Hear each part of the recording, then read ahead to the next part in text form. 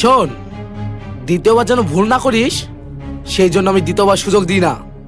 আমার যত টাকা লুকিয়েছিস এক্ষুনি দিয়ে দে, আমি তোকে কিচ্ছু বলবো না।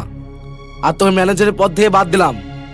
আর কোনোদিন যেন তোকে আমার ভাটার আশেপাশে না দেখি।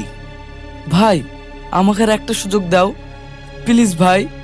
চুপ কর, চলে সেখান থেকে।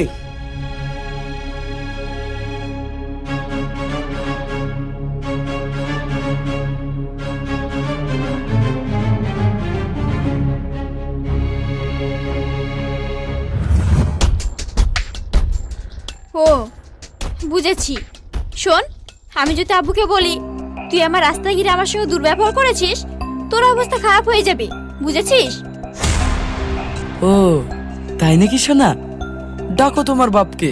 কাছে আসবি না বলছি।